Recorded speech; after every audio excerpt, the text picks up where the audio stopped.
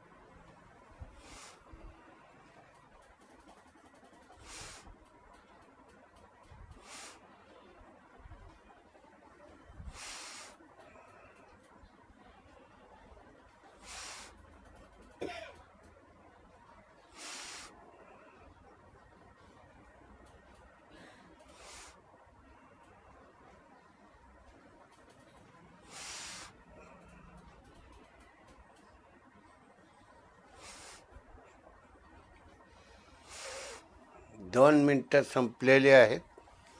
राजा भाऊमते प्रार्थना पुढं म्हणतील, आपण सर्वांनी पाठीमागं म्हणायचे। आता विश्वात्मके देवे, आता विश्वात्मके देवे, येणे वाग यज्ञे तोषावे,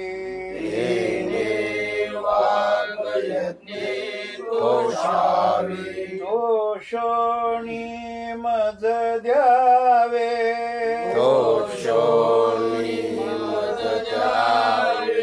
पसाय दान घे, जे कळाची व्यंकटी सांडो,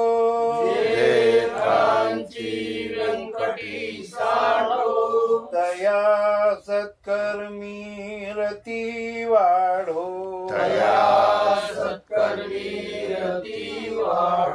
भूता परस्परे पडो, मैत्र जीवाचे, दुरितांचे तिमिर जावो, विश्व स्वधर्म सूर्य पाहो, जो जे वांछील तो ते लावो, प्राणी जात पुंडलिकावरे हरिविठ्ठल श्री ज्ञानेश्वर तुकाराम माऊली ज्ञानेश्वर महाराज की जय। जगद्गुरु तुकाराम महाराज की जय। सद्गुरु समर्थ आंबेर बाबा महाराज की जय। जनता जनार्दन महाराज की जय। संत श्रेष्ठ ज्ञानेश्वर मौली, जगद्गुरु तुकाराम महाराज, सद्गुरू समर्थ आंबेर बाबा, सर्व संत मंडळी कलियुगामध्ये जन्माला आले। त्यांनी स्वतः नामस्मरण करून ते भगवंत स्वरूप झाले। माऊलींनी गीताशास्त्रावर 700 श्लोकावर 9034 ओव्यामध्ये मार्गदर्शन तुम्हा सर्व संत महात्म्यांना, सामान्य जनांना, सर्वांना ज्ञानेश्वरीच्या रूपानं मार्गदर्शन केलेलं आहे. ज्ञानेश्वरी वर अभिप्राय प्रगट करताना नामा म्हणे ग्रंथ श्रेष्ठ ज्ञानदेवी एक तरी ओवी अनुभवावी. एका ओवीचा अनुभव घेतला की संपूर्ण 9033 ओव्याचं मार्गदर्शन तत्व तुम्हा आम्हाला समजलं जातं. आम्ही आपल्या मुखातून ते वेदवाणीच्या रूपानं प्रगट करू शकतो. म्हणजे ज्ञानेश्वरी सर्वापेक्षा सोपी आहे. पण भगवंताचं जो नामस्मरण करल, प्रपंच करल, उद्योगधंदा करल, ते करत असताना भगवंताचं नामस्मरण करत करत अनुभवाच्या अनुभूतीमध्ये अनुभव घेत राहतो, त्याला ज्ञानेश्वरीचं ज्ञान सहज प्राप्त होतं. ज्ञानेश्वरी माऊलींनी ग्रस्ताश्रमी लोकांसाठी प्रगट केलेली आहे. गुह्य प्रगट केले विश्व ब्रह्मच केले. म्हणजे एका ओवीमध्ये किती माऊलींनी पावर निर्माण केलेले आहे. तर नामस्मरण घेतलेल्या क्षणापासून तो भगवंत स्वरूप उन्मुनीच्या सुखात पांडुरंग भेटी भगवंत स्वरूप होईस तोपर्यंत एका ओवीमध्ये सर्व ज्ञान अनुभवसिद्ध स्वरूपामधून माऊलींनी प्रगट केलेलं आहे. म्हणजे माऊलींची ज्ञानेश्वरी उत्तमात उत्तम प्रगत करून ठेवलेली आहे.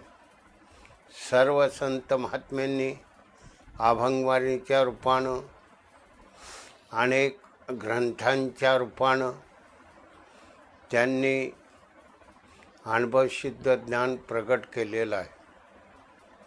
म्हणून माऊलींची ही ज्ञानेश्वरी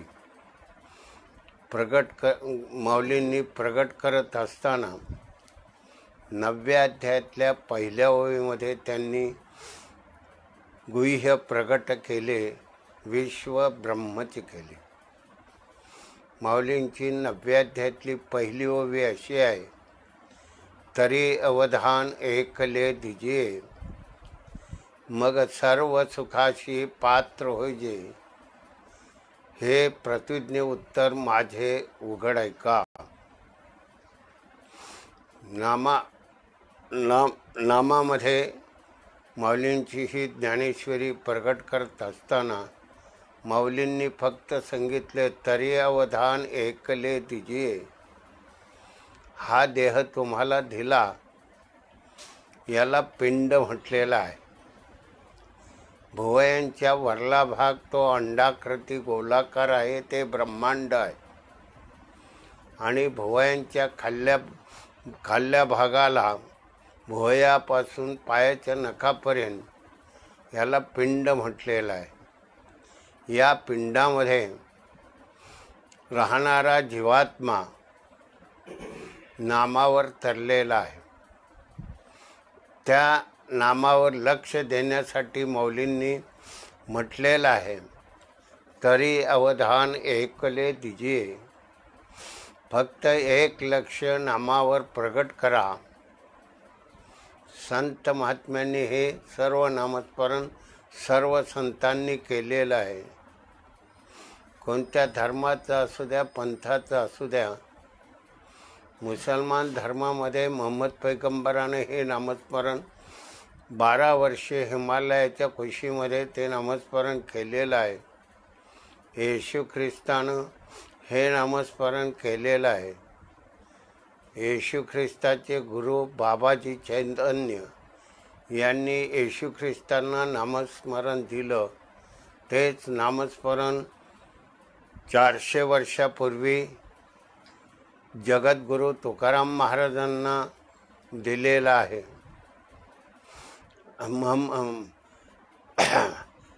महावीरानं हेच नामस्मरण केलेलं आहे. गौतम बुद्धानं हे नामस्मरण केलेलं आहे. राम, कृष्ण, शंकर, ब्रह्मदेव, विष्णू सर्वांनी हे नामस्मरण करून नराचे नारायण झालेले आहेत. म्हणून मनुष्य जन्म तुम्हा मला कलियुगामध्ये मिळाला हे खरं तुमचं आमचं भाग्य आहे. भाग्य म्हणण्यामध्ये एवढाच अर्थ आहे की आपल्याला घरदार सोडावं लागत नाही, प्रपंचाचा उद्योग मोडावा लागत नाही. उद्योगधंदा, धन, संपत्ती, ऐश्वर, इंद्रिय सुख, वैभव सगळं भोगून भगवंताचं नामस्मरण करण्याचा योग कलियुगातल्या प्रत्येक माणसाला, स्त्री पुरुषांना तो प्राप्त झालेला योग आहे. असा योग तुम्हा मला कृता, त्रेता, द्वापार युगामध्ये हजारो लाखो वर्ष तपश्चर्या करावं लागत होती. कृतायुगामध्ये 60,000 वर्ष विश्वामित्राने केलेली आहेत. 1400 वर्षे आज चांगदेव कलियुगामध्ये जगला. तो नामाच्या पावरनं जगला. नामाचं सामर्थ्य लाख मोलाचं आहे. म्हणून माऊलींनी फक्त तुम्हाला सांगितले, तरी अवधान एकले दिजे. एक लक्ष देण्याचा अधिकार कलियुगामध्ये संत महात्म्यांनी तुम्हाला नामाच्या रूपानं आशीर्वाद देऊन टाकलेला आहे. म्हणजे सद्गुरू तुम्हाला नामाच्या रूपानं तुम्ही नामस्मरण विसरलं जाता. मातेच्या उदरातून बाहेर पडताना सोहम शब्द विसरला, कोहम शब्द तयार होतो. कोहम म्हणजे रडलं जातं आणि रडल्यानंतर पुन्हा रडणं बंद झाल्यानंतर नाम विसरतो आणि मग या देहावर माया करतो. नाशिवंत देह, जाणार सकळ आयुष्य का तो काळ सावधान. क्षणाक्षणानं आपलं आयुष्य कमी होतंय. असा क्षण आयुष्यातला एक कमी होत असताना मायेतल्या विषयामध्ये तुम्ही आम्ही रमून जातो आणि माझं म्हणत आपण भगवंताचं नामस्मरण विसरतो. म्हणून त्या नामाची जाणीव करून देणारे सद्गुरू तुम्हाला नामाच्या रूपानं पहिल्यांदाच शक्तिपात करतात आणि त्या नामाच्या शक्तिपातामध्ये तुम्ही नामस्मरण केल्यावर सद्गुरू तुम्हाला दर्शन देऊन त्या दर्शनामध्ये सद्गुरू तुम्हाला पुन्हा नामस्मरण करण्याची ताकद निर्माण करून शक्तिपात करतात. म्हणून नामस्मरण करणं हे आपलं प्रथम कर्तव्य कर्म आहे. माऊलींच्या म्हणण्याप्रमाणे तरी अवधान एकले दिजे. माऊलींनी ही ज्ञानेश्वरी लिहिताना तरी अवधान एकले दिजे म्हणून मायेतल्या विषयामध्ये तुम्ही जो उद्योगधंदा करता तिथं अवधान म्हणजे लक्षपूर्वक ते कार्य करण्याचा अधिकार तुम्हाला सांगितलेला आहे. म्हणून मायेतल्या विषयामध्ये सुद्धा माऊली सांगतात तरी अवधान एकले दिजे. आपला उद्योगधंदा करताना लक्षपूर्वक उद्योगधंदा केला गेला तर त्या कार्यामध्ये यश प्राप्त होतं. पण यश प्राप्त होताना मागील जन्माचं जे प्रारब्ध कर्म घेऊन आलेलं आहे ते भोगाच्या रूपानं भोगावं लागतं आणि म्हणून तुमच्या कार्यामध्ये अपयश यश तयार होतं. यश भगवंताच्या नामाच्या पावरनं तुमच्या प्रापंचिक कार्यामध्ये सहज मिळलं जातं पण त्या भगवंताचं नामस्मरण आपण चुकता कामा नये. तरी अवधान एकले दिजिये. एक लक्ष दिलं गेलं तर त्या नामामध्ये सद्गुरू तुम्हाला शक्तिपात देत असतात नामाच्या रूपानं.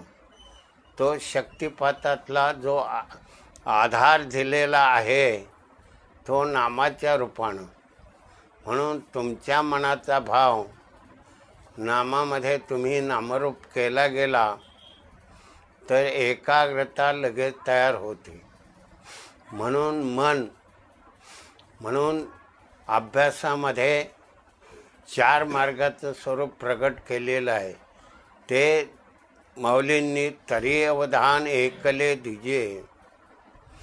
पिपलिका मार्ग, मुंगीच्या पावलानं नामस्मरण करत चालणं, म्हणजे मुंगी ज्या पावलानं चालते त्या पद्धतीनं तुम्ही आम्ही पिपलिका मार्गानं नामस्मरण करत राहतो.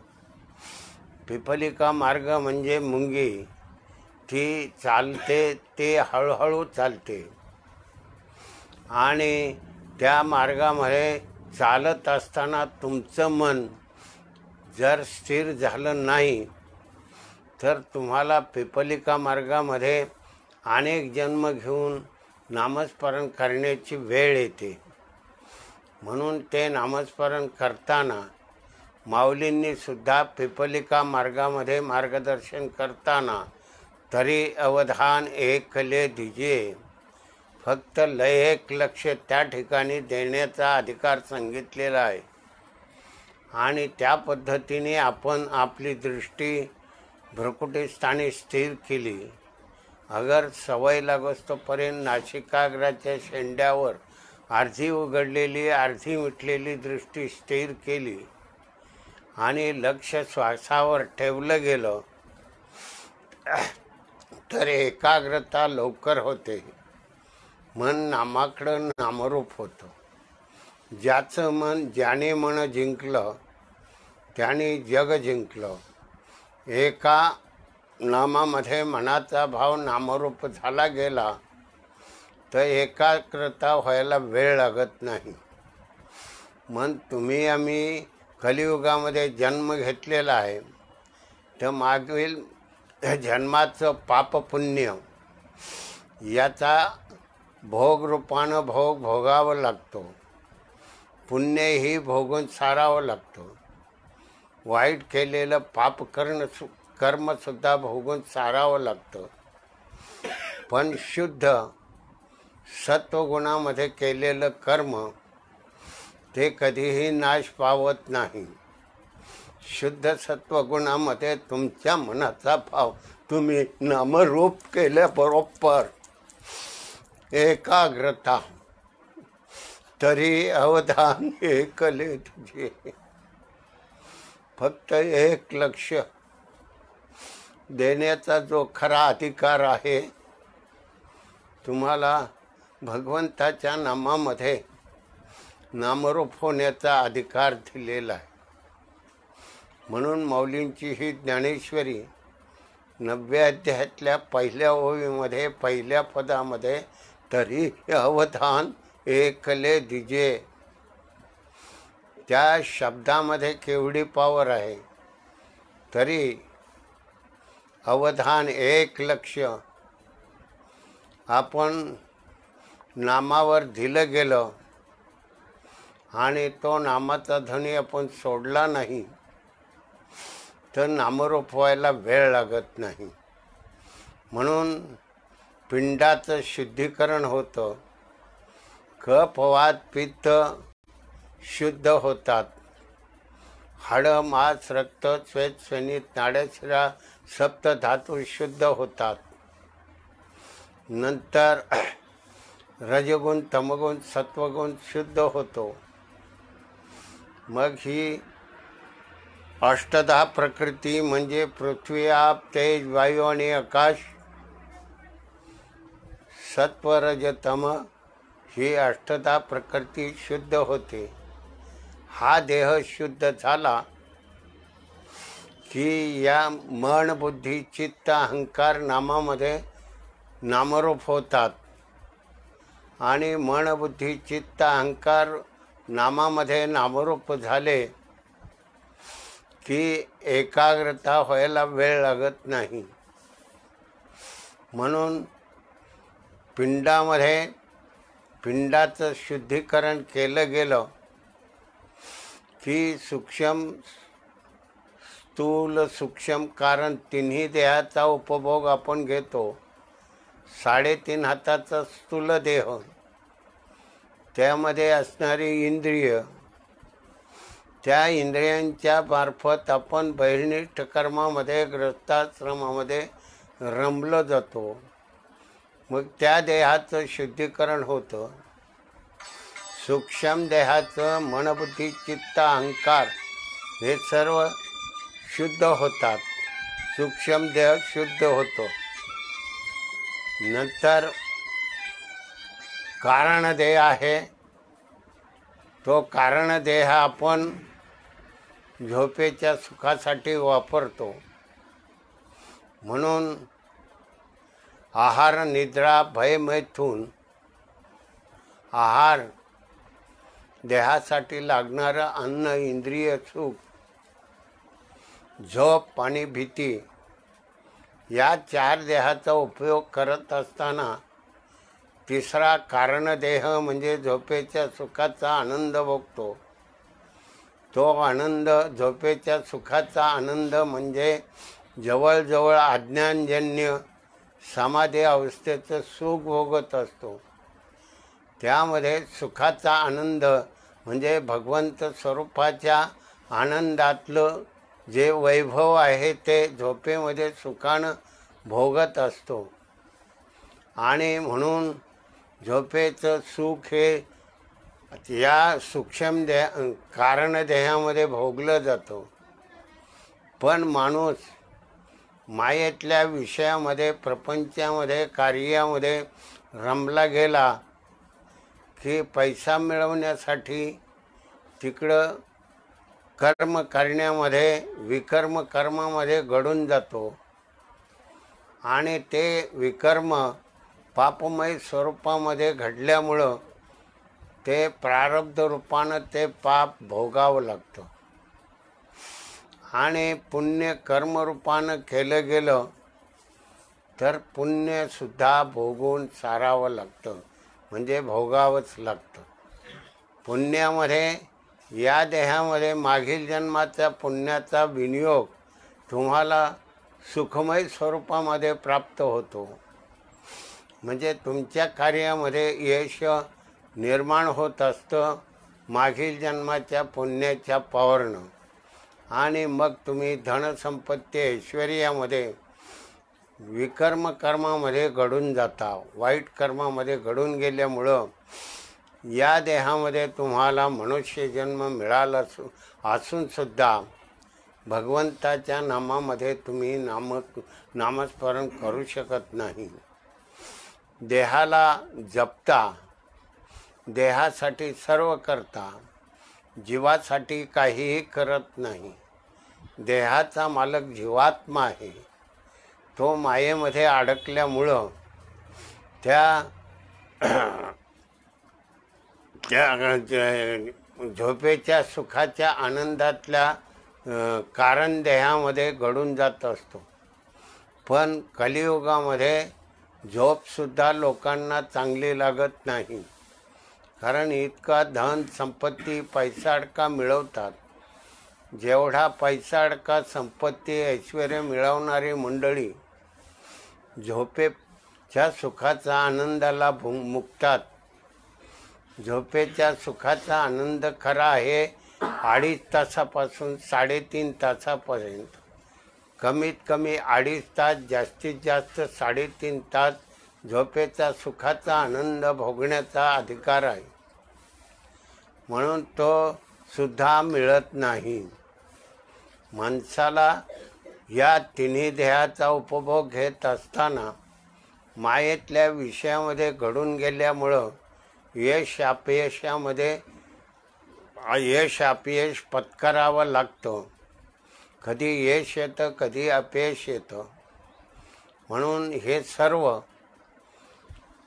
बाजूला सारण्यासाठी, पाप पुण्याचा नाश करण्यासाठी, भोक्तृत्वाचा नाश करण्यासाठी सद्गुरूनं नामाच्या रूपानं दिलेल्या शक्तिपातामध्ये नामावर लक्ष ठेवून जो भक्तीचा सोहळा आहे तो सोहळा आपण संपादन करायचा असतो.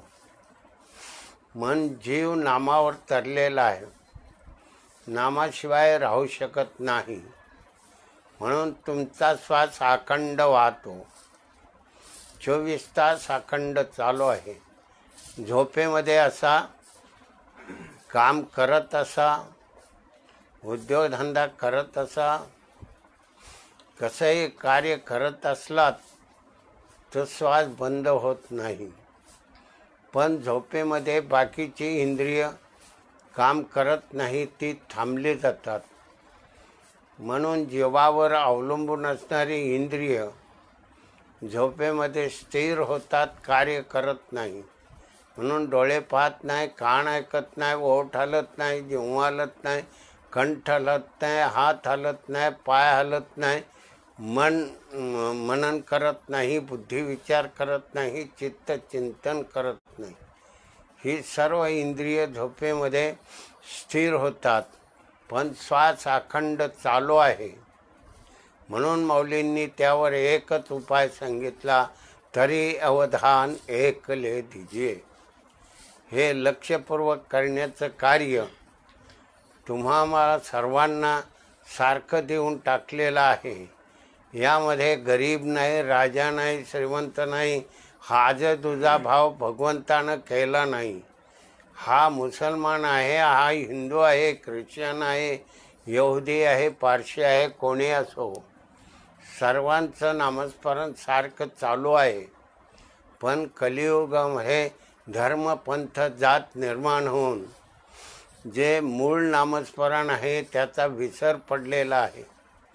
म्हणून माऊलींनी या ओवीमध्ये एवढंच सांगितलंय, तरी अवधान एकले दीजिए. म्हणून सूक्ष्म म्हणजे कारणदेह झोपेच्या सुखाचा आनंद भोगत असताना झोप कुठून येते याचा आपल्याला तपास लागत नाही. झोपेच्या सुखाचा आनंद भोगतो, पण तो आनंद व्यक्त करता येत नाही. जसं विहिरीमध्ये एखादी वस्तू पडली, ती वस्तू शोधण्यासाठी बुडी मारली गेली आणि तळाला जाऊन त्या बुडीमध्ये ती वस्तू त्याला सापडली, तर त्याला जेवढा आनंद होतो त्यावेळेला तिथं त्याला व्यक्त करता येत नाही. तसं आपण झोपेमध्ये सुखाचा आनंद भोगतो आणि तो आनंद कसा आहे हे आपल्याला भोगून सुद्धा सांगता येत नाही. मग एवढं मोठं अज्ञान आपल्याजवळ आहे. म्हणून ते बहिर्निष्ठ विषयामध्ये तुम्ही आम्ही सर्वजण रमून गेलेलो आहोत. म्हणजे 4 वेदाची विद्या आहे, 4 वेदसुद्धा पाठ करणारी मंडळी आहेत, 6 शास्त्राची विद्या आहे, 6 शास्त्रसुद्धा पाठ केले जातात. 4 वेद, 6 शास्त्र व्यावहारिक कार्यामध्ये सुखाचं वैभव प्राप्त करून घेण्यासाठी मायेतल्या उद्योगधंद्यामध्ये तो घडून जातो. कोण शेतीमध्ये असतो, कोण उद्योगधंद्यामध्ये, कोण कलेच्या उद्योगामध्ये, कोण नोकरीमध्ये, अशा या व्यवसायामध्ये तो रमून जात असतो. म्हणजे आपण बहिर्निष्ठ विषयामध्ये किती रमतो, या देहाला किती त्रास देतो याचा आपण स्वतः विचार करत नाही. म्हणून हा देह शुद्ध झाल्याशिवाय तुम्हाला तुमच्या जीवाचं दर्शन होऊ शकत नाही. म्हणून स्थूल देह, सूक्ष्म देह आणि कारण देह तिन्ही देह नामाच्या पावरनं शुद्ध केले जातात आणि तो महाकारणाच्या स्वरूपात गेला की या पिंडामध्ये भ्रुकुटीस्थानापासून पायाच्या नखापर्यंत, नाभिस्थानापासून माकड हाडापासून गुदस्थानापासून ब्रह्मरंध्रापर्यंत या पिंडाचं सगळं शुद्धीकरण करून पिंडामध्ये असणाऱ्या दैवताचं दर्शन घेऊन तो ब्रह्मांडात जाऊन पोहोचतो. ब्रह्मांडात काय आहे? तो उणवणीच्या सुखात पांडुरंग भेटी. त्या ब्रह्मांडात सुद्धा आपल्या आत्मस्वरूपाचं दर्शन झालं, दर्शनत्व तयार झालं, तरी त्या ठिकाणी सद्गुरू खरा शक्तिपात करतात. तिथं सद्गुरू अनुग्रह देतात. तो अनुग्रह त्या जीवाला ही माया सोडण्यासाठी तो अनुग्रह दिला जातो. त्या नामाच्या पावरनं माया देह, मूल प्रकृती मातृका देह, हिरण्यगर्भ देह, विराट देह, हेतुक देह आणि निरहेतुक देह ह्या सगळ्या देहांचं निरसन करत जातो सद्गुरूंच्या कृपादृष्टीनं. तिथं शक्तिपात सद्गुरू करत असतात. पिंडामध्ये तुम्ही आहे तोपर्यंत शक्तिपात हो. पहिलाच नामस्मरण देताना शक्तिपात केलेला असतो. म्हणून तर तुम्हाला नामस्मरण समजतं. शक्तिपात केला नाही तर नामस्मरण समजणार नाही. अनेक मंडळी एकमेकाच्या नादानं समोर येतात आणि एक माणसाला अनुग्रह घ्यायचा असतो तर बाकीचे त्याच्याबरोबर बसलेले असतात. ते नामस्मरण ते ऐकतात पण ते नामस्मरण करत नाही. म्हणजे शक्तिपात करून सुद्धा त्यांना कळत नाही. नामाची पावर कळल्यानंतर पिंडातलं शुद्धीकरण झालं, ब्रह्मांडाचं शुद्धीकरण झालं की मग या विश्वामध्ये विश्वाकार स्वरूपामध्ये ते भगवंत स्वरूप होतात आणि मग त्या भगवंत स्वरूपामधून ते संत महात्मे आपल्या मायेतल्या विषयामध्ये प्रपंचाचं कार्य करत राहतात. म्हणून संत संगतीतला लाभ सर्वश्रेष्ठ असतो. मी नेहमी उदाहरण देत असतो. शरद पवारांनी मागल्या जन्मामध्ये एका ब्रह्मवेत्या ब्राह्मणाची सेवा केलेली होती म्हणून या जन्मामध्ये ते राजे बनू शकले. पण राजाचा विनियोग त्यांनी करून घ्यायचा असतो. छत्रपती राजांचे गुरु कोण होते तर रामदास स्वामी आणि तुकाराम महाराज, दोन ब्रह्मवेत्ते. छत्रपती राजांच्या पदरी दोन ब्रह्मवेत्ते होते म्हणून छत्रपती राजाचा कारभार चांगला चाललेला होता. रयतेचं रक्षण केलं जात होतं.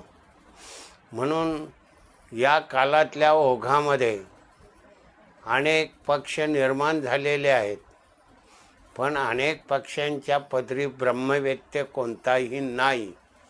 म्हणून पक्षांचं कार्य व्यवस्थितशीर चाललेलं नाही.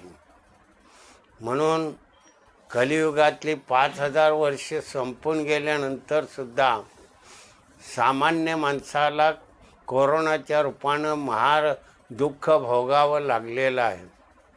कोरोना रोग काय फार मोठा आहे असा अर्थ नाही, कारण थंडी, पडचं, ताप हे सर्व तुमचं आमचं सगळं परिचयाचं आहे. पण त्यामध्ये कोरोनाचे जंतू आल्यानंतर फक्त फुफ्फुसात गेल्यानंतर त्या फुफ्फुसामधून श्वास घेण्याची जी क्रिया आहे त्या क्रियेमध्ये दम लागला जातो आणि श्वासावर परिणाम होतो. म्हणून माणूस घाबरला जातो. कारण माऊलींनी विश्व स्वरूप अर्जुनाला विश्वरूप प्रगट करताना या विश्वामध्ये काय परिस्थिती आहे त्या विश्वाचं स्वरूप प्रगट करताना अकराळ विकराळ अशा आकृती निर्माण झाल्यामुळं अर्जुन भयभीत झाला आणि मग पुढे डोळे बंद केले, खाली जमिनीकडे पाहून बसलं, डोळे बंद करून बसला तरी विश्वरूप तो पाहू लागला आणि त्या अकराळ विकराळ विश्वरूपामुळं तो घाबरून गेला, अति भयभीत झाला. म्हणून कोरोनाच्या रूपानं कलियुगामध्ये कालाच्या ओघामध्ये माणसं मरणाला आधीच भीत असतात. म्हणजे आहार निद्रा आणि भीती आणि झोप, त्यार आहार खाणं पिणं, इंद्रिय सुख, निद्रा, झोप घेणं आणि भीती कशाची तर मरणाची. माणसाला मरणाची भीती निर्माण होते आणि मग भीती निर्माण होत असताना ते अकराळ विकराळ स्वरूप पाहून अर्जुन अनेक भयभीत झाला. म्हणून अर्जुनाला दिव्य दृष्टी दिल्यानंतर ते विश्वरूप पाहण्याचा अधिकार झाला. म्हणून ब्रह्मांडामध्ये माया आणि मायादेह, मूल प्रकृती देह, हिरण्यगर्भ देह आणि विराट देह. चौथा तो विराट देहामध्ये साखराळ विकराळ स्वरूपाची रूप प्रकट झाल्यामुळं तो भयभीत होतो. म्हणून मौलींनी तिथं महामारी शब्द वापरलेला आहे. तो महामारी शब्द दिव्य दृष्टी प्राप्त झाल्यानंतर त्या दिव्य दृष्टीच्या पावरनं तो विश्वाकार स्वरूप पाहू शकतो आणि मग हेतुक आणि निरहेतुक देहाच्या पलीकडं उन्मुनीच्या सुखात पांडुरंग भेटी. मग पांडुरंग भेटला, देव पाहोयाशी गेलो, तेथे देवचे होणी ठेवलो. या देवरूपामध्ये सर्व सृष्टीचं परीक्षण निरीक्षण त्याला ती म्हणजे सर्व ठिकाणी भगवंत व्यापक आहे असा अधिकार प्राप्त होतो. उदाहरणार्थ हिरण्यकश्यप राजा होता, त्याच्या पदरी विष्णूने अवतार घेतला, नारायणाच्या रूपात नारायणानं अवतार घेतला प्रल्हादाच्या रूपानं. हिरण्यकश्यपच्या पोटी प्रल्हाद जन्माला आला आणि तो भगवंताचं नामस्मरण नारायण नारायण म्हणू लागला. त्याच्या सद्गुरूंनी त्याला गुरूंनी मार्गदर्शन केलं, समजून सांगितलं, सर्व कार्य केलं, पण तो नारायण म्हणायचा राहिना. आईने सुद्धा समजून सांगितलं, सगळ्या दोस्त मंडळींनी असणाऱ्या विद्यार्थ्यांनी सगळ्यांनी समजून सांगितलं, पण प्रल्हाद नारायण म्हणताना राहिना. म्हणून हिरण्यकश्यप राजाने त्याला उकळत्या तेलाच्या कढईत टाकलं आणि तरी तो त्या उकळत्या तेलाच्या कढईत त्याला काही झालं नाही, भाजलं नाही. एका पर्वतावर नेऊन डोंगरा एवढा असा दगड बांधून कडेलोट केला गेला तरी तो मरला नाही. पाण्यात बुडवलं तरी तो मेला नाही. विष पाजलं, सगळं प्रयत्न केले, शेवटी अग्नीमध्ये टाकलं तरी जळाला नाही. म्हणजे विषय तो त्यांचा झाला नारायण. म्हणजे अशा पद्धतीने प्रल्हादानं भगवंताच्या नामाच्या पावरनं देव पाहोयाशी गेलो, तेथे देवरूप झालो. देव झाल्यानंतर हा देह नारायण स्वरूप होतो. म्हणून देहाची काया नारायण स्वरूप झाल्यानंतर तो भगवंत स्वरूप होतो. त्याला संत म्हटलेला आहे, सद्गुरू म्हटलेला आहे. म्हणून तुम्हाला 4 मार्गाचं मार्गदर्शन करताना पिपलिका मार्ग म्हणजे मुंगीच्या पावलानं आपण नामस्मरण करतो. म्हणजे आपण जास्त एकाग्रतेने नामस्मरण करत नाही. आपण आपलं मन नामामध्ये नामरूप होत नाही. म्हणून दृष्टी स्थिर करायची, श्वासावर लक्ष द्यायचं, दीर्घ श्वास घ्यायचा, दीर्घ सोडायचा. श्वासामध्ये लक्ष दिल्यानंतर मन नामाकडं येतं. मग हळूहळू मन नामाकडं नामरूप झाल्यानंतर एकाग्रता तयार होते. पिपलिका मार्ग. विहंगम मार्ग. विहंगम म्हणजे पक्षी. तो पक्षी उड्डाण केलं की त्या फळापर्यंत जाऊन एका क्षणामध्ये जाऊन पोहोचतो. जसं ज्याच्या मनाचा भाव नामामध्ये एक नाम घेतल्याबरोबर नामरूप होतो, तो विहंगम मार्गाने जाऊ शकतो. तेच नाम आहे. तरी अवधान एकले दीजिए. म्हणजे पिपलिका मार्गामध्ये तरी अवधान एकले दीजिए. विहंगम मार्गामध्ये तरी अवधान एकले दीजिए. एक लक्ष देण्याचा अधिकार आहे. आता कपोत मार्ग आहे. विहंगम मार्गाने निघालेला माणूस कपोत मार्ग होला ज्या वेळेला घुगतो त्यावेळेला एक पंख बाहेर काढून पायापर्यंत सोडतो आणि गोल एढ्यावर फिरत राहतो. तसा विहंगम मार्गामध्ये कपोत मार्गाची क्रिया निर्माण होते. तसा हा जीवात्मा निघालेल्या आधार चक्रापासून पिंडातल्या सप्तचक्रातल्या स्वरूपामध्ये म्हणजे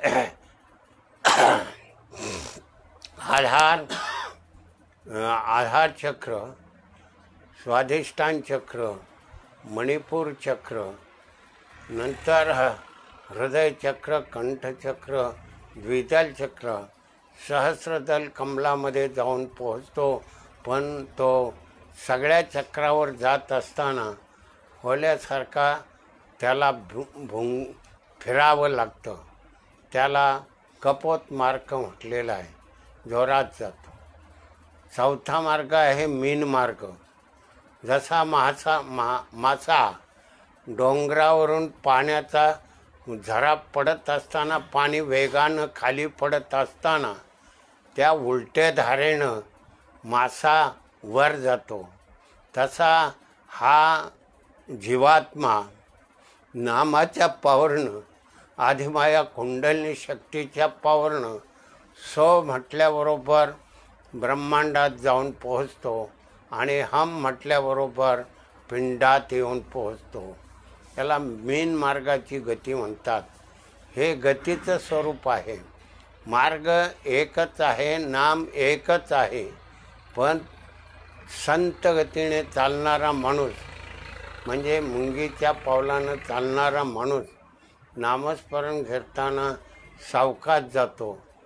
त्यामुळं तुम्ही नामस्मरण करत असता आणि नामस्मरण करताना मी इतके 9 वर्ष, 10 वर्ष, 25 वर्ष नामस्मरण करतोय, मग मला काय होत नाही.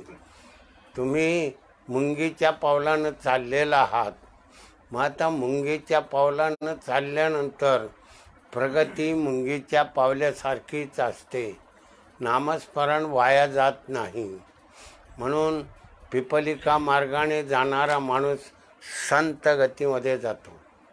विहंगार मार्गामध्ये जाणारा माणूस जोरात नामस्मरण करून जात असतो. आणि कपोत मार्गानं जाणारा माणूस ते नामस्मरण करताना प्रत्येक क्रियामध्ये तो गोल एढ्यावर फिरत फिरत फिरत फिरत ब्रह्मरंध्रातून सहस्रदल कमलामध्ये जाऊन पोहोचतो.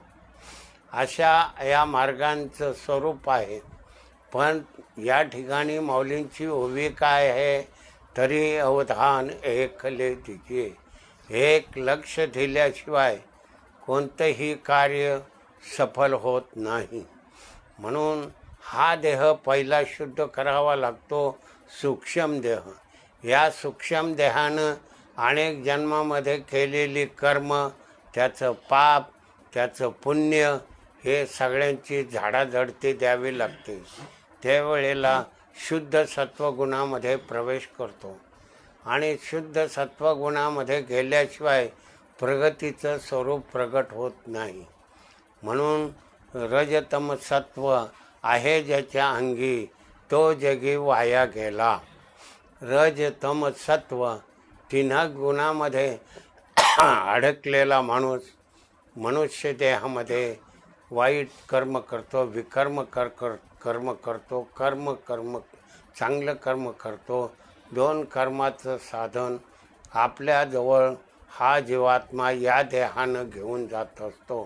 देहामध्ये कर्म करून मग अतिवाहिक देहाने हे कर्माचं गाठोडं घेऊन पुन्हा मनुष्य देह धारण केल्यानंतर भोग भोगत बसतो.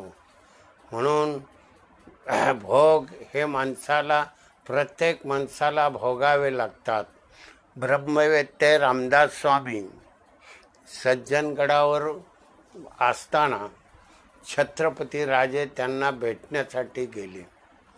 छत्रपती राजे ज्या वेळेला सज्जनगडाच्या पायथ्याशी आले त्यावेळेला रामदास स्वामींना निरोप पाठवला आणि सांगितलं, छत्रपती राजे तुमच्या दर्शनासाठी येत आहेत. त्यावेळेला रामदास स्वामींना थंडी वाजून आलेली होती. मग रामदास स्वामींना वाटलं आता हे थंडी आलेली आहे आणि मग तर राजे आलेले आहेत म्हणून अंगावर आलेली थंडी आणि ते सगळं कातडं त्यांनी एका टोपली काढून खाली झाकून ठेवलं. छत्रपती राजाले तेजस्वी देह तयार झाला. त्या तेजाच्या संत संगतीमध्ये छत्रपती राजे येऊन पोहोचले. संतांची संगती केवढ्या पावरची तयार होते. तेजस्वी देह तयार केलेला आहे म्हणजे हा देह ब्रह्मस्वरूपाच्या रूपानं त्या ठिकाणी तेज निर्माण केलं गेलं आणि त्या तेजाचा प्रभाव छत्रपतींना दर्शनाच्या रूपानं प्राप्त झाला.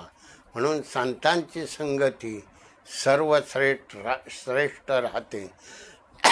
म्हणून संत हे किती श्रेष्ठ असतात तर संत हे सर्वश्रेष्ठ असतात आणि तुमच्या नामाच्या पावरनं तुम्हाला ध्यान करण्याची पावर निर्माण करून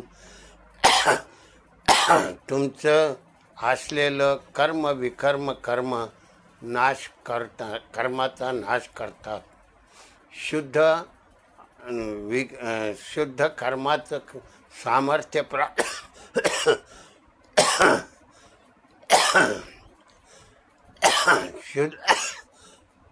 शुद्ध कर्माचं सामर्थ्य प्राप्त करून देतात. म्हणून बाबांनो, संत संगती लाख मोलाची आहे. असा क्षण तुमच्या जीवनामध्ये सद्गुरू समर्थ अंबेर बाबांनी 15 तारखेच्या निमित्तानं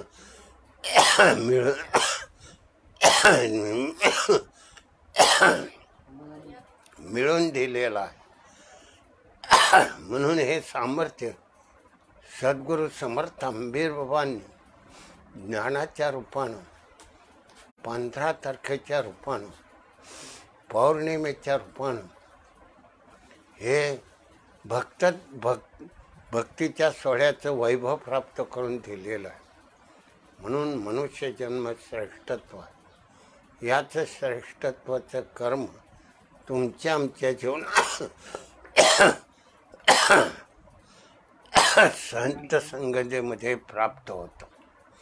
म्हणून बाबांनो, संत महात्म्यांचं जीवन म्हणजे भगवंत स्वरूपातलं जीवन आहे. म्हणून माऊलींची ही ओवी, तरी अवधान एकले तिचे. फक्त एक लक्ष देण्यामध्ये तो खरा अर्थ माऊलींनी या 90 पहिल्या ओवीतल्या पहिल्या पदामध्ये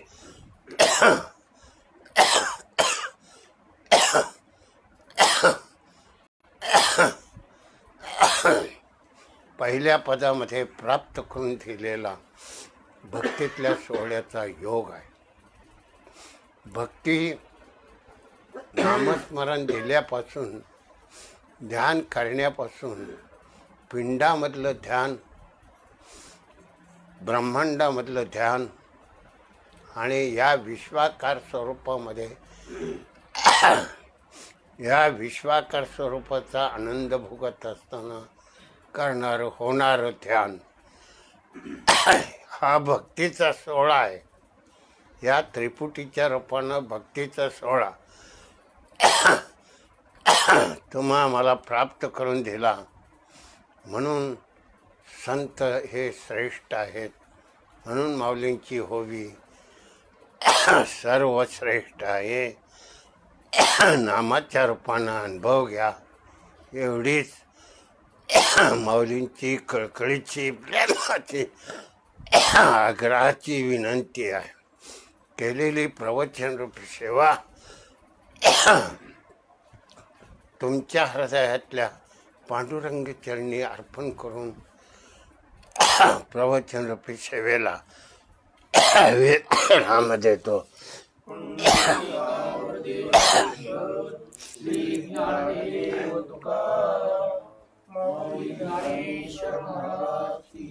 जगद्गुरु तुकाराम महाराज की जय. सद्गुरु समर्थ हरिदेव बाबा महाराज की जय. जनता